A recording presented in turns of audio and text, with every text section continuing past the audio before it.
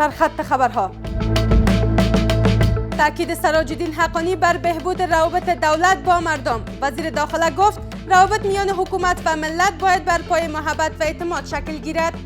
حکومت باید حکومت وی چې ولس ورسره مینه پیدا شي. ادامه تلاش‌های منطقه‌ای برای تامین ثبات دوامدار در افغانستان. رئیس جمهور ازبکستان مشارکت افغانستان در همکاری‌های اقتصادی را عامل اساس و ثبات دانست. از مجرای افغانستان میتونه کشور ازبکستان کالاهای خود صادر و وارد کرده باشه. نشست وزیر امر به معروف با رئیسان امر به معروف ولایت‌ها. خالد حنفی تاکید کرد که باید با مردم با مهربانی و دلسوزی رفتار شود. و انتظار 40 دقیقه‌ای شهباز شریف برای دیدار با پوتین. نخست وزیر پاکستان در میان دیدار پوتین و اردوغان وارد اتاق آنان شد.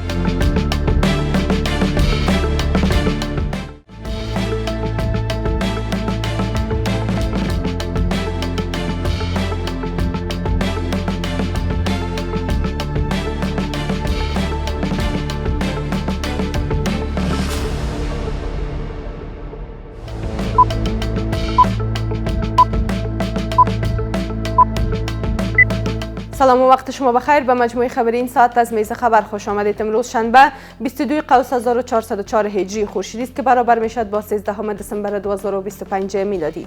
مشروع خبرها.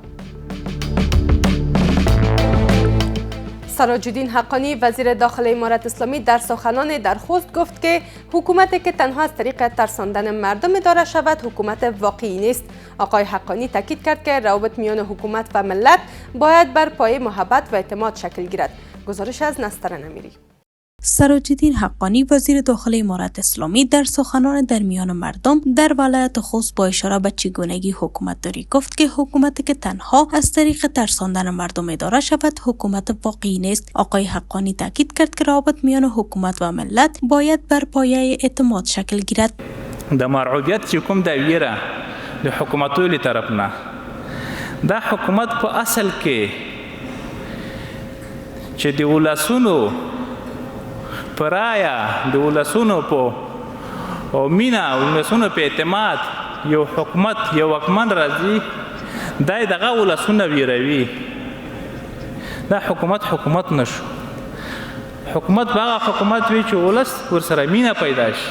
وزیر داخله امارت اسلامی در سخنان خود تاکید کرد که افغانها دهه‌ها با رنج و مشکلات مواجه بودند اما همچنان به دنبال حفظ استقلال و حاکمیت خود هستند و افزود که کشور زمان زیر سلطه قدرت‌های خارجی قرار داشت و اگر امروز مردم یکدیگر را سرکوب یا تحقیر کنند دشمنی‌ها پایان نخواهد یافت. آقای حقانی افزود که امارت اسلامی باید تصمیم‌ها و اقدامات خود را بر پای منافع اسلامی و منافع ملی کشور تنظیم کند. افغانان داسې شوي دي دا 50 کاله مسلسل جنگونه تیر کړل د حق باطل په مقابل کې دواړه طرفه چې مړه کېدل.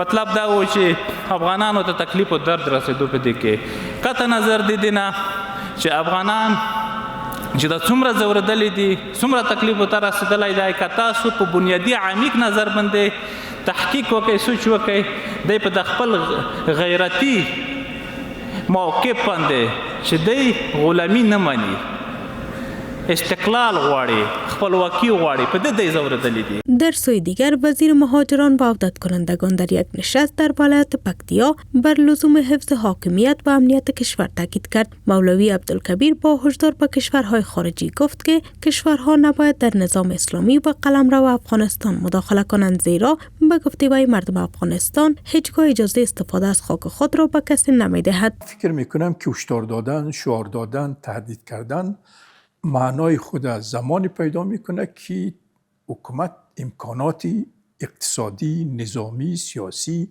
مالی داشته باشد. اظهارات تأخیر سراج الدین حقانی وزیر داخله امارت اسلامی و مولوی عبدالکبیر وزیر مهاجران و عودت کنندگان در حال مطرح شده که تنش‌ها میان کابل و اسلام آباد همچنان پابرجاست و مواضع برخی کشورهای منطقه و فرامنطقه‌ای نسبت به تحولات افغانستان مبهم و گاه متناقض است. افغانستان محور سخنرانی رهبران منطقه‌ای در مجموعه بین المللی صلح و اعتماد در اشقاباد بود. رئیس جمهور ازبکستان بر اهمیت مشارکت افغانستان در همکاری‌های اقتصادی و زیرساختی منطقه‌ای به عنوان عامل تقویت صلح و ثبات تاکید کرد. باز هم گزارش از نسترن امیری.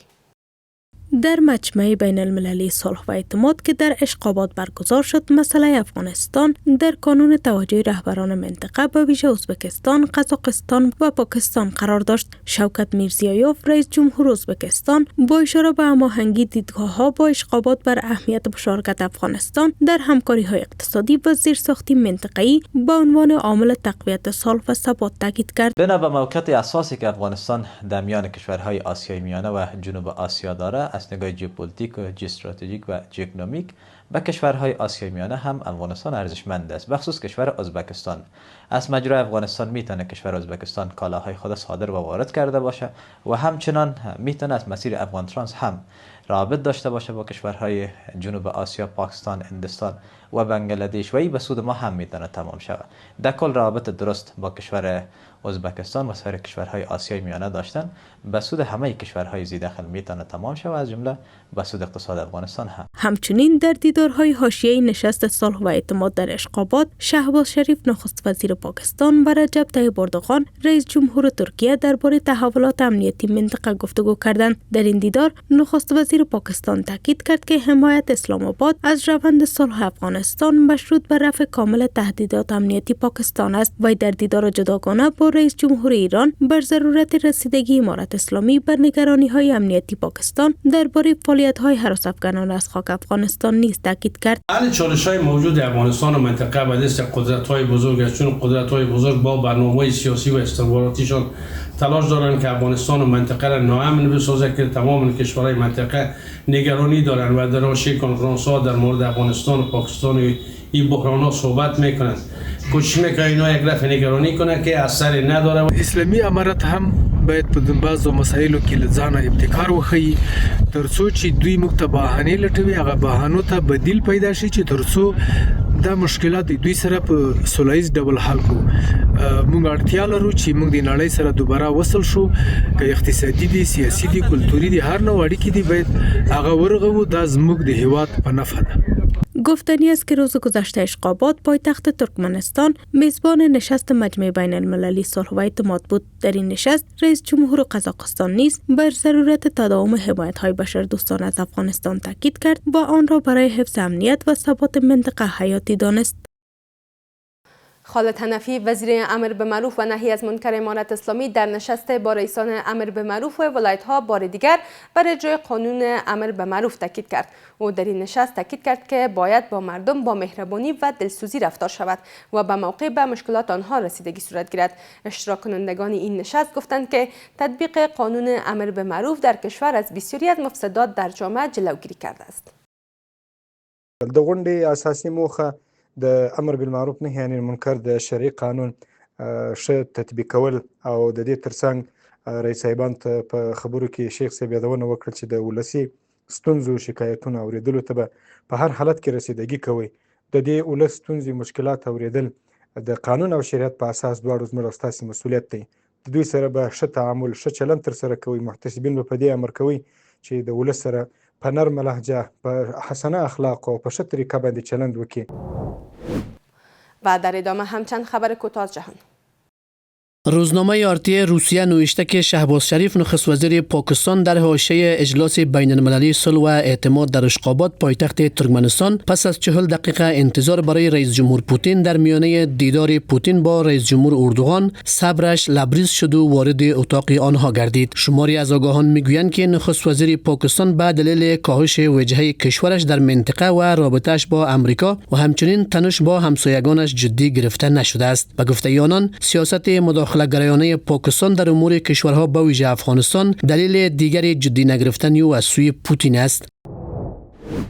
دبیرکل سازمان ملل نسبت به اوضاع انسانی در نوار غزه هشدار داد و از تداوم حملات اسرائیل علیه این بارکه انتقاد کرد. آنتونیو گوترش هشدار داد که اوضاع انسانی در نوار غزه فاجعه بار بوده و 80% از ساختمان‌های مسکونی و غیر مسکونی در این بارکه ویران شده یا به شدت آسیب دیدند. و همچنین گفت که ورود مواد غذایی به نوار غزه باعث بهبود اوضاع معیشتی ساکنان این بارکه نشده است. وزارت دفاع روسیه از انهدام 41 پهپاد اوکراینی از سوی نیروی دفاع هوایی این کشور خبر داده است. در یک خبرنامه این وزارت آمده که این پهپادها شب گذشته بر فراز مناطق مختلف روسیه راهگیری و سرنگون شدند. سپاسگزاری میکنم از همراهی شما. تا این دم به همین ترتیب رسیدیم به پایان مجموعه خبری این ساعت از میز خبر. تا دیدار بعد، بدرود.